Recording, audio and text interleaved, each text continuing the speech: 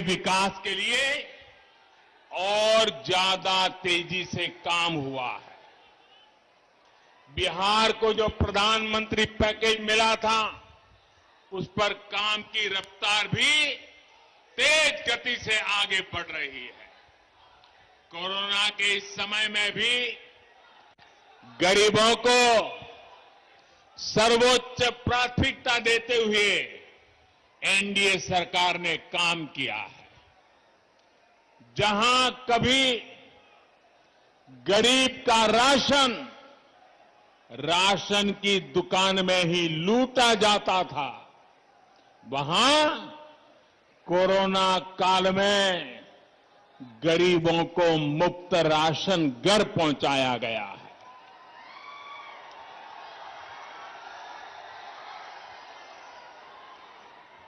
गरीब भूखा न सोए, त्योहार ठीक से मना सके, दिवाली और छठ पूजा ठीक से मना सके, इसके लिए मुफ्त अनाज की व्यवस्था भी की गई है।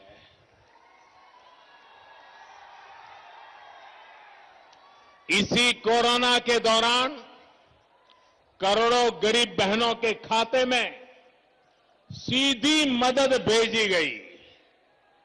मुफ्त गैस सिलेंडर की व्यवस्था की गई। शहरों में जो रेहड़ी ठेला चलाने वाले साथी हैं, उनके लिए भी बैंकों से आसान ऋण सुनिश्चित कराया जा रहा है, ताकि वो अपना काम फिर शुरू कर सकें, आगे बढ़ सके।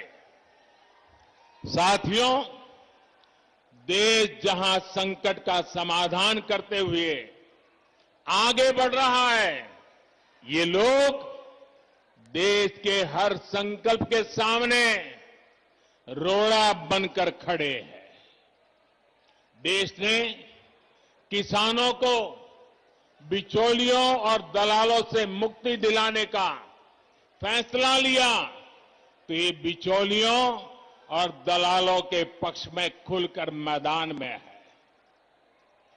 मंडी और एमएसपी का तो बहाना है, असल में दलालों और बिचौलियों को बचाना है। याद कीजिए, लोकसभा चुनाव से पहले जब किसानों के बैंक खाते में सीधे पैसे देने का काम शुरू हुआ था, तब इन्होंने कैसे कैसे भ्रम फैलाया था। जब देश की रक्षा के लिए राफेल विमानों को खरीदा गया, तब भी ये बिचौलियों और दलालों की भाषा बोल रहे थे। साथियों, आज देश की जनता, देश के किसान, देश के नौजवान देख रहे हैं कि इन लोगों के लिए देश हित नहीं, दलालों का हित ज्यादा महत्वपूर्ण है। इसलिए जब जब बिचौलियों और दलालों पर चोट की जाती है, तब तब ये तिलमिला जाते हैं, बौखला जाते हैं। आज हालत ये हो गई है कि ये लोग भारत को कमजोर करने की साजिश रच रहे लोगों का साथ देने से भी नहीं हिचकिचाते। आप मुझे बताइए, जम्मू कश्मीर से आर्टिकल 370 हटने का इंतजार देश बरसों से कर रहा था या नहीं?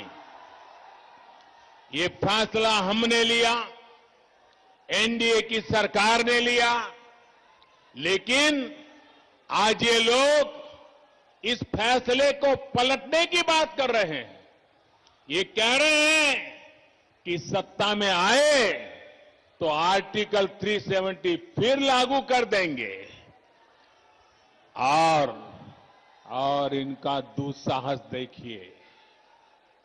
इतना कहने के बाद भी ये लोग बिहार के लोगों से वोट मांगने की हिम्मत दिखा रहे हैं। जो बिहार अपने बेटे बेटियों को सीमा पर देश की रखवाली के लिए भेजता है, क्या ये उसकी भावना का अपमान नहीं है?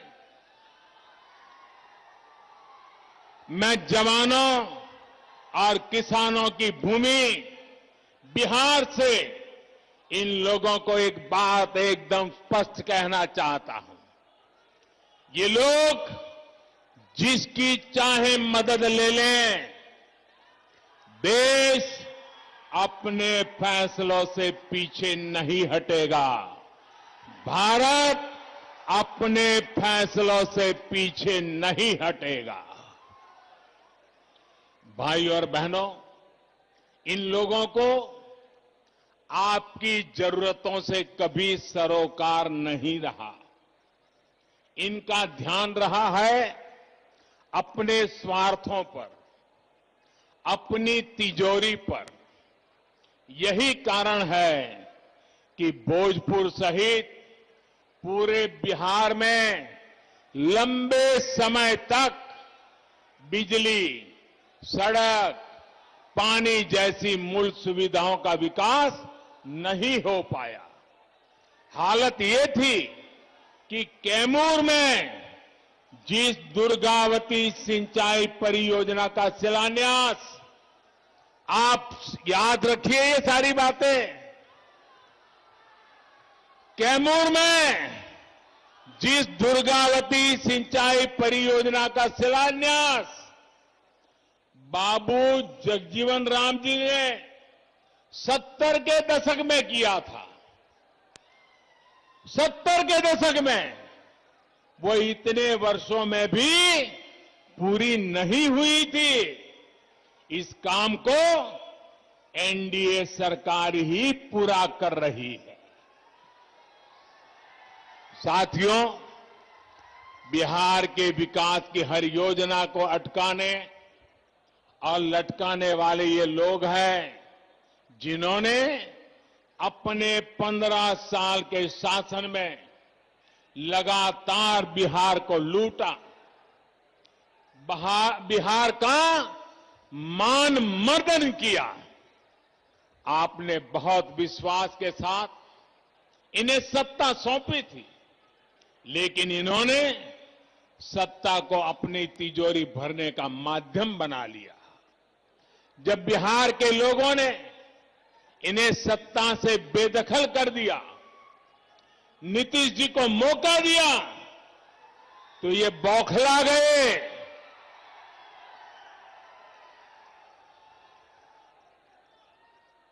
जो बात मैं बता रहा हूं, इसको जरा बारीकी से समझने की कोशिश कीजिए। जब उनको सत्ता से बेदखल किया गया, तो ये लोग बौखला गए। उनके अंदर एक गुस्सा आया, जहर भर गया। इसके बाद 10 साल तक इन लोगों ने दिल्ली में यूपीए की सरकार में रहते हुए बिहार पर, बिहार के लोगों पर अपना गुस्सा निकाला। और मुझे याद है, मैं भी गुजरात का मुख्यमंत्री था, नीतीश जी बिहार के मुख्यमंत्री थे, और जब हम भारत सरकार की मीटिंगों में जाया करते थे, नीतीश जी बार बार उनको कहते थे कि आप बिहार के काम में रोड़े मत अटकाइए, बिहार के राजनीति का अखाड़ा दिल्ली को मत बनाइए। लेकिन 10 साल तक यूपीए सरकार में बैठे लोगों ने, जिसको टाइट चाबी करने के लिए बिहार के लोग पहुंचे हुए थे, वे पराजय के गुस्से में नीतीश जी को एक काम नहीं करने देते थे। 10 साल बर्बाद कर दिए नीतीश जी के। बाद में 18 महीने क्या हुआ, ये मुझे कहने की जरूरत नहीं है, आप भली भांति जानते हैं।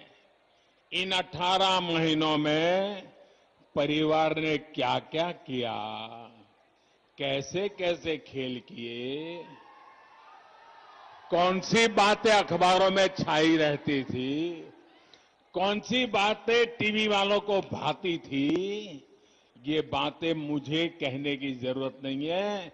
बिहार और देश के लोगों से छिपा नहीं है।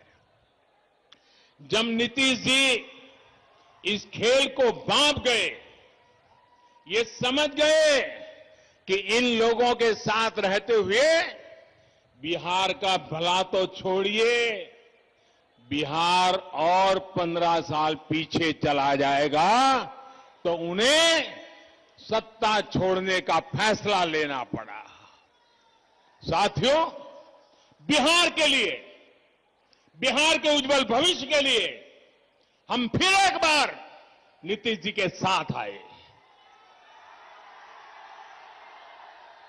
साथियों, 2014 में प्रधान सेवक बनने के बाद, ये आंकड़ा लोगों को याद नहीं आ रहा है, बिहार में याद कराना पड़ेगा। मुझे नीतीश जी के साथ कंधे से कंधा मिलाकर काम करने के लिए सिर्फ 3-4 साल का ही मौका मिला है। बाकी तो यूपीए के साथ संघर्ष करने में बिहार का टाइम गया है। लेकिन इन 3-4 वर्षों में भी कहीं पर 3-4 गुना काम किया, कहीं पर 5 गुना तेजी से काम किया गया है। साथियों, आज एनडीए के सभी दल मिलकर आत्मनिर्भर, आत्मविश्वासी बिहार के निर्माण में जुटे हैं। बिहार को अभी भी विकास के सफर में मीलों आगे जाना है, नई बुलंदी की तरफ उड़ान भरनी है। बीते वर्षों में बिहार के गरीब, दलित, वंचित, पिछड़े, अति पिछड़े, आदिवासी, उन सब तक वो सुविधाएं पहुंचाने का प्रयास किया गया है, जिन्हें पाना कभी बहुत मुश्किल होता था। आज उसको अपना पक्का घर बिना किसी भेदभाव के मिल रहा है। आज वो भी संपन्न परिवारों की तरह गैस चूल्हे पर खाना बना रहा है। आज उसके घर में भी शौचालय की सुविधा है। आज उसके बच्चे भी बिजली की रोशनी में पढ़ाई कर पा रहे हैं। आज वो बीमार होता है तो उसके पास 5 लाख रुपए तक मुफ्त इलाज की सुविधा है। साथियों, शुद्ध पीने के पानी की क्या स्थिति थी, ये बिहार की बहनों बेटियों से बेहतर कौन समझ सकता है। आज जल जीवन मिशन से हर घर जल पहुंचाने का काम तेजी से चल रहा है। इस मिशन का लाभ यहां इस क्षेत्र में रहने वाले हमारे आदिवासी भाई बहनों को भी होगा। उनके घर में भी पाइप से पानी पहुंचेगा। साथियों, हमारे यहां गांवों के घरों के स्वामित्व को, घर का मालिक कौन है, उसका स्वामित्व किसके पास है, इन बातों को लेकर हमेशा बहुत बड़ा सवाल रहा है। गांव की जमीन, इन जमीनों पर घर, पुरखों के बनाए घर, इनमें बरसों से जो लोग रहते रहे हो, लेकिन सरकारी दस्तावेजों में इनका अस्तित्व ही नहीं रहता। ऐसे में अक्सर 2-4 फुट को लेकर हर घर के साथ दूसरे का विवाद चलता रहता है, रिश्तेदारों में विवाद चलता रहता है, गांव में झगड़े होते रहते हैं, मार पिटाई होती है, कभी कभी मौत बुला ली जाती है। इन जमीनों पर, इन घरों पर मैं बिहार के हर गांव के नागरिक से बात विशेष रूप से कहना चाहता हूं। इन घरों पर आज जो उनके घरों के पास कागज न होने के कारण बैंकों से कोई कर्ज भी नहीं मिलता है। भारत के गांवों में रहने वालों की इस दिक्कत को दूर करने के लिए केंद्र सरकार ने स्वामित्व योजना की शुरुआत की है। इस योजना में सब कुछ टेक्नोलॉजी के माध्यम से हो रहा है। टेक्नोलॉजी कर रही है। ड्रोन की मदद से गांव के घर घर की मैपिंग, उसको नापा जा रहा है, मैपिंग कराई जा रही है। सारी कार्रवाई के बाद गांव के लोगों को, हर एक नागरिक को उनके घर का, उनकी जमीन का स्वामित्व कार्ड दिया जा रहा है। भारत के 6 राज्यों में ये योजना पायलट के रूप में शुरू हो गई है। कुछ दिन पहले बाबू जयप्रकाश नारायण जी की जयंती के दिन 1 लाख लोगों को स्वामित्व कार्ड दिए गए हैं। बिहार में चुनाव के बाद, एनडीए की सरकार बनने के बाद बहुत जल्द इस योजना को यहां पर भी शुरू किया जाएगा। बिहार के गांव के हर नागरिक को इसका बहुत बड़ा लाभ मिलने वाला है। यहां के नौजवानों को लाभ होने वाला है। घर के स्वामित्व कार्ड पर गांव का नागरिक भी बैंकों से बहुत आसानी से ऋण ले सकेगा। कोई दिक्कत नहीं होगी। ये स्वामित्व कार्ड आपके जीवन में एक नई निश्चिंतता लेकर आएगा। साथियों, सुविधा के साथ साथ बिहार के सभी वर्गों को अधिक से अधिक अवसर देने के लिए ठोस प्रयास किए जा रहे हैं।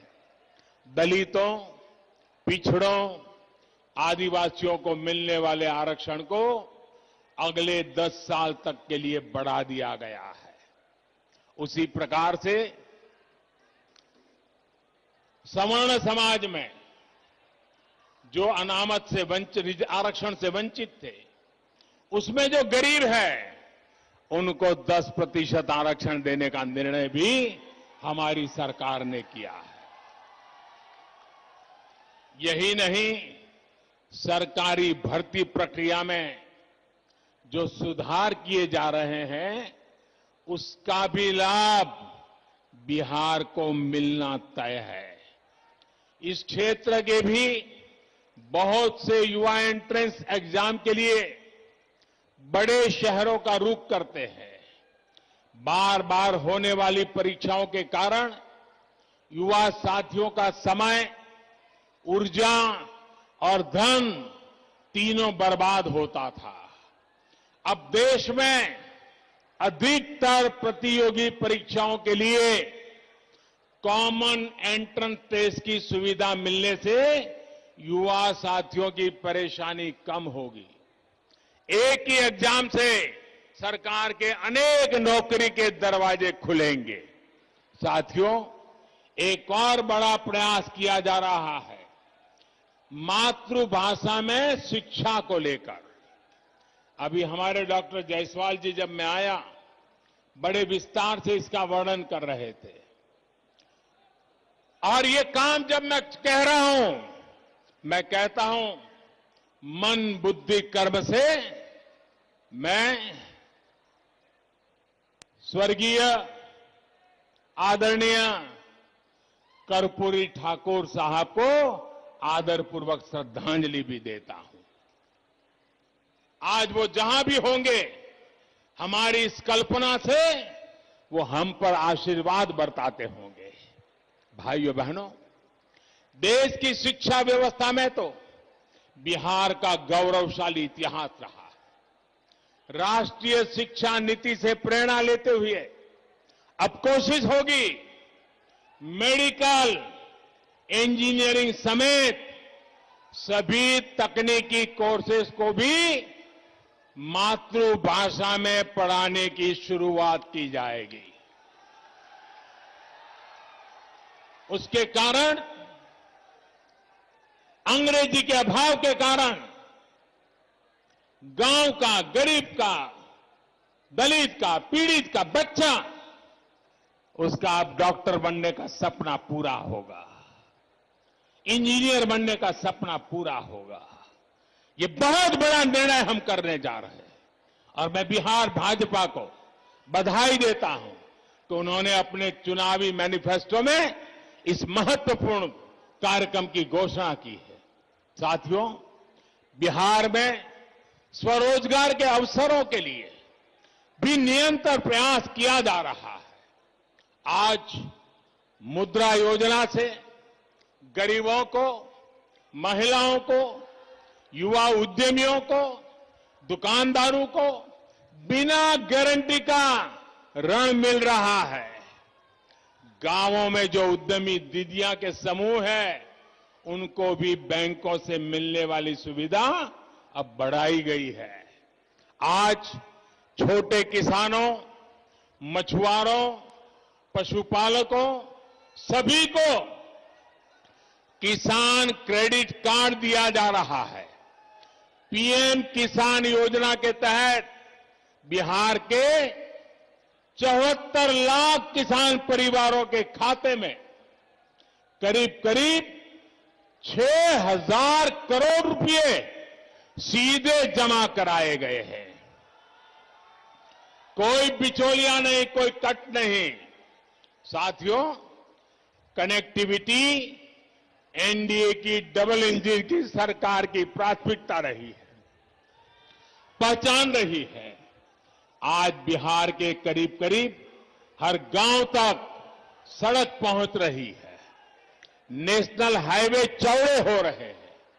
बिहार की नदियों पर आज एक के बाद एक नए और आधुनिक पुल बन रहे हैं। यहां सोन नदी पर ही न जाने कितने दशकों से अनेक पुल सिर्फ हवा में ही बने रहे थे। अब इस दिशा में पूरी ईमानदारी से काम चल रहा है। सोन नदी पर कोइलवर पुल के समांतर 4 लेन पुल का काम अंतिम चरणों में है। बिहार को झारखंड से कनेक्ट करने के लिए भी सोन नदी पर पुल बनाया जा रहा है। इस क्षेत्र में भी और विशेषकर नक्सल प्रभावित क्षेत्रों में हजारों करोड़ रुपए खर्च करके लंबी सड़कों और दर्जनों पुलों के निर्माण पर काम चल रहा है। रेल लाइनों का बिजलीकरण और रेलवे स्टेशनों का सुंदरीकरण तेजी से चल रहा है। सासाराम सहित अनेक शहरों में बाईपास भी बन रहे हैं। कनेक्टिविटी के साथ साथ बक्सर के चौसा में 10,000 करोड़ रुपए की लागत से बनने वाले पावर प्रोजेक्ट पर भी काम शुरू हो रहा है। साथियों, कनेक्टिविटी सुधारने का बहुत बड़ा लाभ यहां के किसानों, नौजवानों, उद्यमियों, व्यापारियों, कारोबारियों को मिलेगा। इस क्षेत्र में आत्मनिर्भर होने की बहुत बड़ी क्षमता है। कैमूर का सोनाचूर चावल हो या आदिवासी साथियों की वन उपज हो, फल सब्जियां हो, इन सब से अब ज्यादा आय होने की संभावना बड़ी है। अब केंद्र सरकार गांवों में भंडारण और दूसरी सुविधाएं बनाने के लिए लाखों करोड़ रुपए खर्च करने जा रही है। इससे इस क्षेत्र में भी फूड पार्क जैसी सुविधाएं विकसित होंगी। हाल में कृषि क्षेत्र से जुड़े जितने भी सुधार किए गए हैं, उनका लक्ष्य ये भी है कि गांव के पास ही ज्यादा से ज्यादा कृषि से जुड़े उद्योग लगे। भाइयों और बहनों, आत्मनिर्भरता के संकल्प को मजबूत करने के लिए फिर नीतीश जी की अगुवाई में सरकार बनाना जरूरी है। बिहार में भाजपा, जेडीयू, हम पार्टी और वीआईपी के गठबंधन यानी एनडीए की सरकार जरूरी है। बिहार को आत्मनिर्भर बनाने के लिए, देश को आत्मनिर्भर बनाने के लिए एनडीए की जीत जरूरी है। मुझे खुशी है कि बूथ लेवल पर भी एनडीए के सभी कार्यकर्ता, सभी राजनीतिक दलों के घटक दलों के साथी एकजुट होकर के पूरी ताकत से जुटे हुए हैं, एक दूसरे के साथी बने हुए हैं। इस बार तो मैं देख रहा हूं कि मतदाता, बिहार की महिलाएं, बहनें, बेटियां एनडीए को जिताने के लिए पूरी ताकत झोंक रही है। जो भी एनडीए का है, उसकी जीत के लिए ये साझा संकल्प सभी की बहुत बड़ी ताकत है। आप सभी समय निकालकर हम सभी को आशीर्वाद देने आए, इसके लिए आपका फिर से बहुत बहुत धन्यवाद। भारत माता की, भारत माता की, भारत माता की।